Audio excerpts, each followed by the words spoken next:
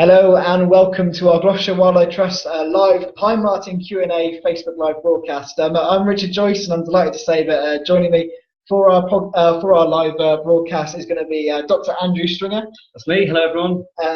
Andrew is our Pine Marten project manager here at the Gloucestershire Wildlife Trust. So he's the man who knows all about all the Pine Marten information that you've been getting in touch with us about and you're going to be finding out about in the next few minutes or so here on our Facebook Live video. Remember, you can get involved in this Facebook Live. We want to see your questions coming in. So if you've got any questions, feel free to leave us a comment during the video and we'll try and get that question into Andrew. We've also got lots of questions that have come in already as well. So Andrew's going to be a busy man in the next few minutes, taking on all these different questions that we've got for him.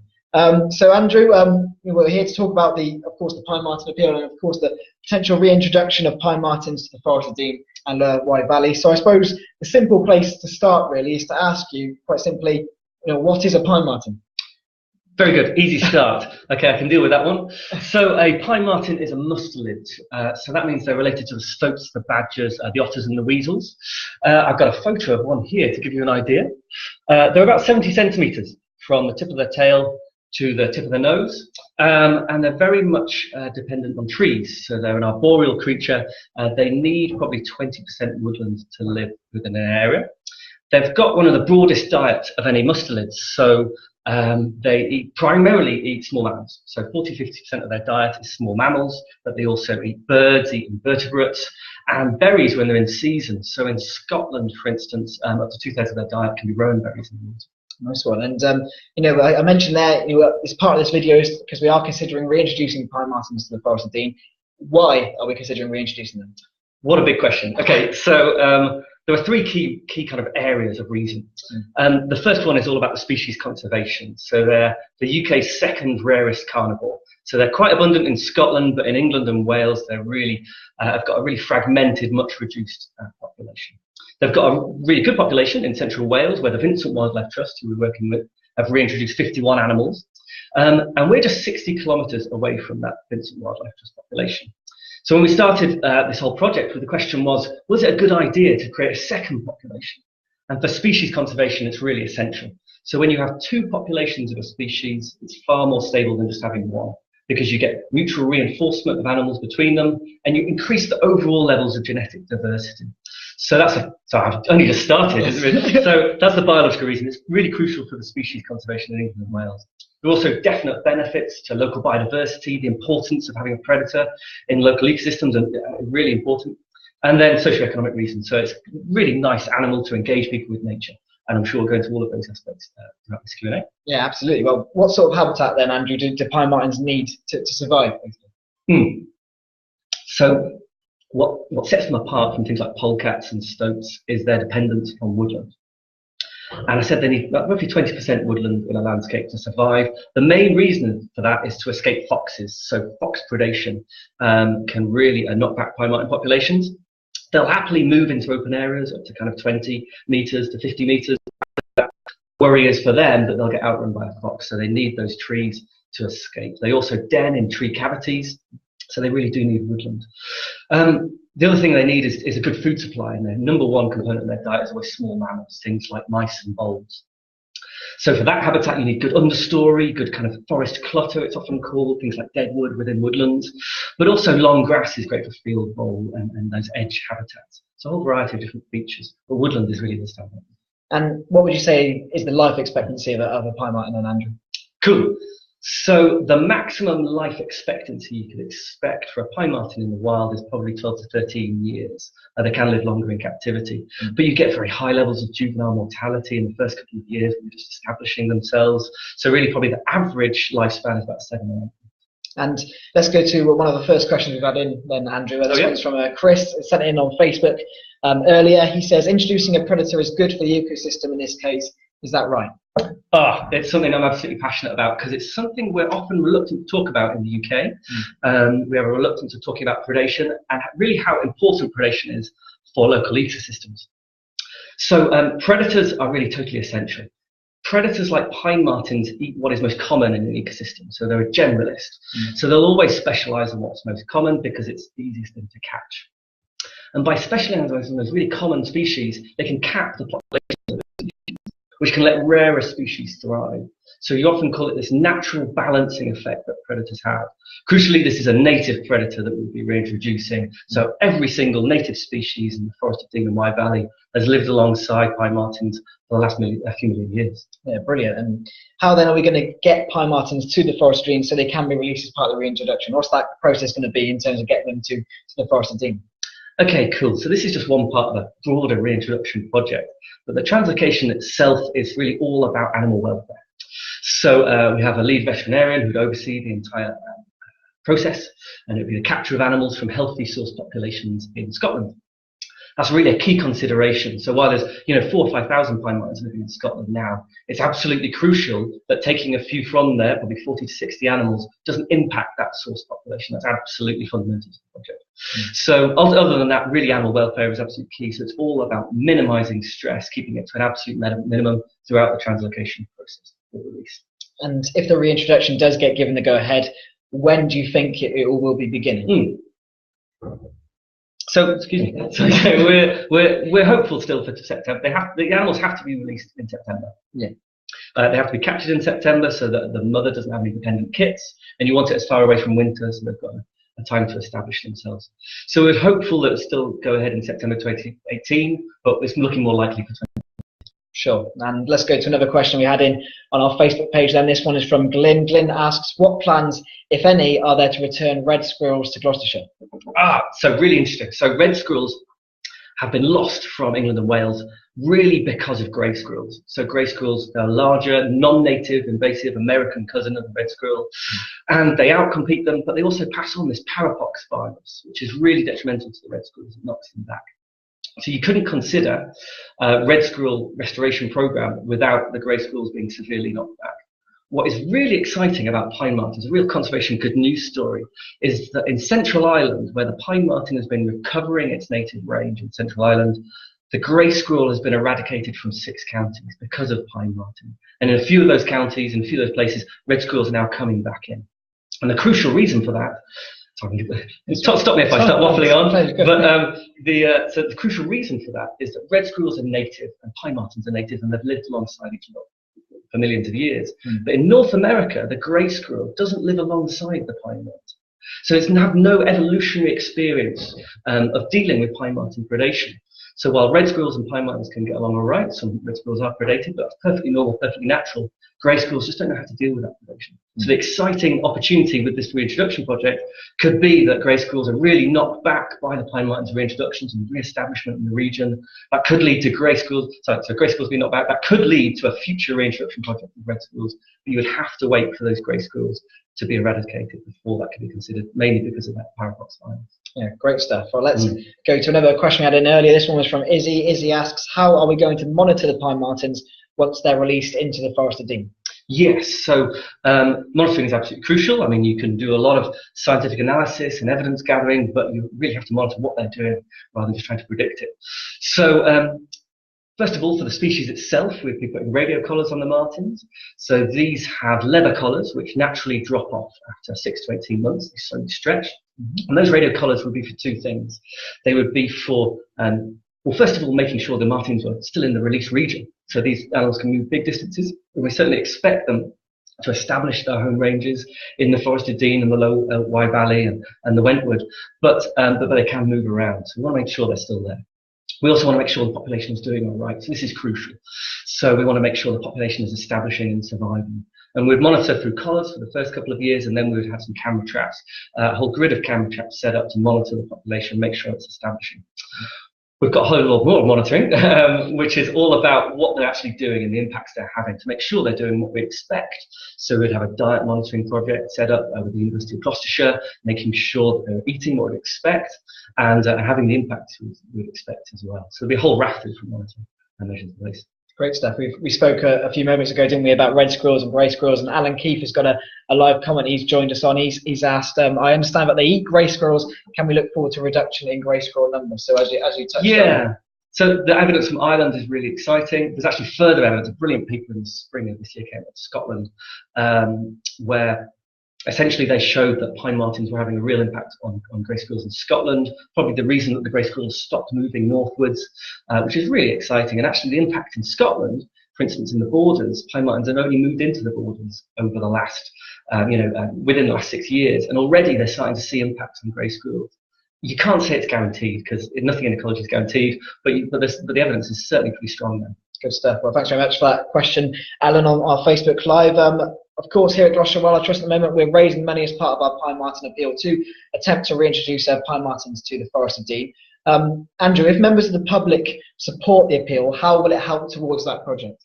Absolutely. Well, it'll go straight towards the project. So we're fundraising for the project now. It'll be a 5-year project, and it would have 4 key components. We've talked about a couple of them. The first one would be the translocation, which isn't particularly cheap. You've got to do it professionally and well. There'll be the whole monitoring strategy, monitoring the pine martens and their effects. We also have adaptive management, so we'd want to maximise the chance of success of this reintroduced population.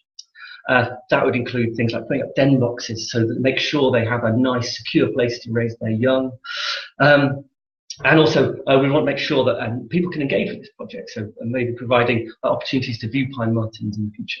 I'm sure we'll come up. Yeah, certainly. Well, let's go to a series of questions we had in from Kevin earlier on.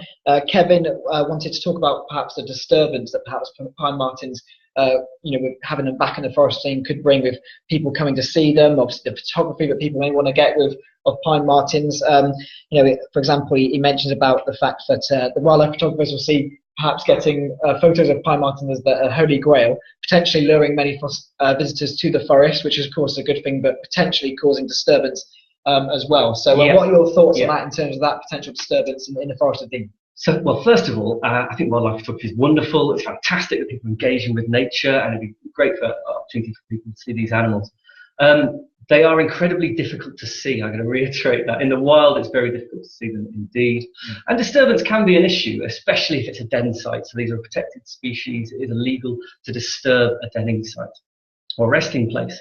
So I think we would really want to see just a collaborative approach to make sure that photographers weren't disturbing pine martens, and also potentially providing an opportunity to see these animals. So while they're very difficult to see when you're just walking in the woods, they do come into feeding stations. So if we could set up an opportunity for people to view pine martens at a site where the pine marten's choosing to come to the photographer rather than the other way around, I think that would be the best solution for everyone.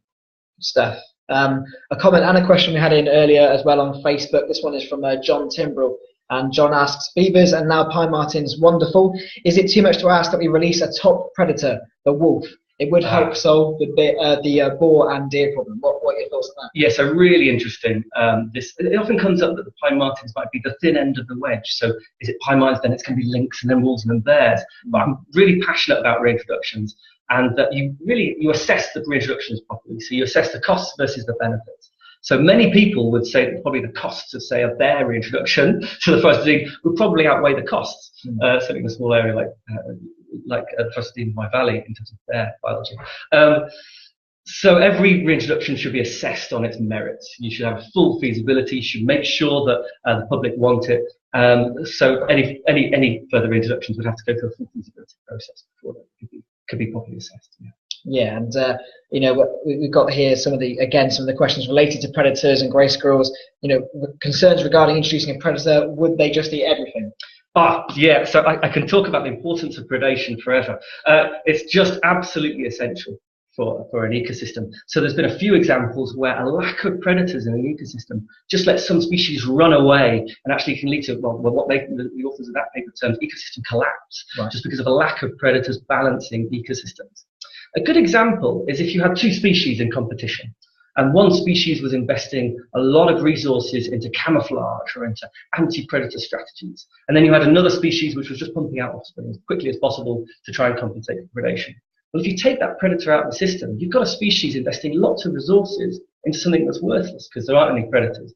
So it's going to be outcompeted by this species which is just putting lots of offspring into the environment.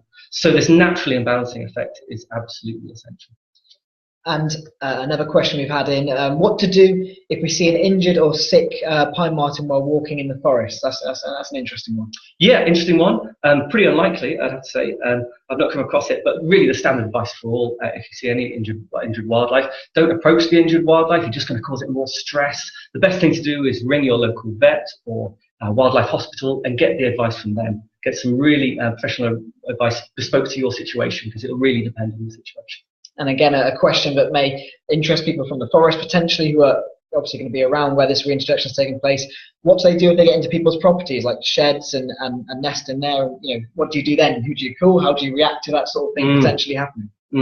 So, I mean, this does happen, and certainly in Scotland, it's kind of, I was chatting to Scottish Natural Heritage about it, and it happens a handful of cases each year. Personally, I would love to have a pine marten in my roof, but I know that it's not for everyone. What happens is a pine marten will look for a den site. It's always den sites, that's why they're going into attics, so usually a lack of den sites and local woodland, lack of tree cavities. So they go into an attic to raise their young, usually just for the first few weeks of life, so 4 to 5 weeks before that pine marten will move on. So it's quite a short period of time. It's illegal to disturb that den site, but you can apply for a license in special circumstances. So the best thing to do is get in touch. We can provide the best advice, we can help however we can, but it will certainly be temporary. And as soon as that pine marten is moved out, the hole that they got into can be blocked. Brilliant. Well, we've had another question that's come in live on our stream this afternoon. Andrew, let's take a look at Kirstine Levine's question. She says, what sort of numbers of pine martens are you talking about introducing, and what's to stop pine martens from taking over? Are there any animals that predate pine martens? Yeah, absolutely. So you'd be releasing between 40 and 60 animals into this big area. It's a species that lives over really wide ranges at pretty low density. So 1 per square kilometre is viewed as very high density of pine martens. So they live over big areas at low density, and I'm forgetting the question already. Are they going to take over? Yeah, so we can really look at pine marten populations across Europe and Ireland and Scotland, and they never get to very high densities. Their main predator is foxes, so that's why they're woodland dependent, is really to avoid fox predation. So foxes are a much larger animal. Pine martens usually only about 1 kilo to 2 kilos, and foxes could probably outrun them in open habitats. So foxes are their main predator, and certainly do eat quite a few pine martens. So that caps the population from ever getting to very high densities. Terrific. Thanks very much for that question, Kirsten. And another question that's come in live on our Facebook broadcast from Steve Rogerson. This one says, have you got all of your initial sites decided on? I think that's where I live could be an ideal site. Cool. What's crucial to understand is with a reintroduction of a species that's highly mobile like pine martens, they won't stay where you release them. So there's been lots of previous pine marten reintroductions, a few in the UK, a number more in Europe, and lots in North America and Asia, different pine marten species, but we can draw on that evidence. And it shows that pine martens will move on average between 5 and 20 kilometres before settling down into a home range. So you don't pick a release site and say this is where the pine martens will live. You pick a region of suitable habitat within which you think a population can live. So we've got this region of good woodland where that 20% threshold has been met, across the Wye Valley, fantastic ancient woodland there, and the Forest of Dean, and we think a population of just under 200 martens could live in that entire area. Sure, great stuff. Well, thanks very much for that question, Steve. And we are almost running out of time here on our Facebook Live broadcast. There's been lots of topics to cover, and Andrew, it's been great to have all your knowledge of the pine martens, which of course we're hoping to reintroduce to the forest. But finally, I just want to ask a question again about the appeal. And so far, I think we're about 2/3 of the way, maybe a bit over, towards raising what is our target figure for the appeal. But how important is it that people take the time maybe to donate to that appeal and support it, because it could really help reintroduce a species that has been long gone from the Forest of Dean for many years? Absolutely. I mean, the potential opportunity here is massive. I mean, it would be an England first. It would create the first major sizable population in England, which would be great. For the species conservation, it would really guarantee their survival in Wales and England, which would be fantastic for the species. And all money goes directly towards that project. I'm really passionate about it. I'm really passionate about species conservation. I love the potential beneficial impacts they could have on local wildlife, and they're really fantastic species. Brilliant, great stuff. Well, thanks ever so much for joining us here on this Facebook Live broadcast. Thank you, Andrew, for all your thoughts. Fantastic to see and hear them. Of course, if you want to catch up more on some of the work that we're doing as part of the Pine Marten Appeal and reintroducing pine martens to the Forest of Dean, there's a huge amount of work that Andrew's doing. You can visit our website at gloucestershireWildlifeTrust.co.uk. You can donate to the appeal online there, and you can also find out more about the feasibility study and some of the other work that Andrew's doing. You can also check out our YouTube channel to find some vlogs that Andrew's done and recorded in the Forest of Dean, discussing the feasibility study and the potential reintroduction. So there's all that sorts of bits and pieces on top of this video, which will be on our Facebook page afterwards to watch again if you've not managed to watch the whole thing, to catch up with the rest of our pine marten work here at Gloucestershire Wildlife Trust. But thanks ever so much for joining us. Thank you, Andrew. We'll be back soon. Make sure you keep an eye out for some more details on the Pine Marten Appeal and our reintroduction soon. and we'll see you again soon. Thanks very much, Andrew. Thank you very much all.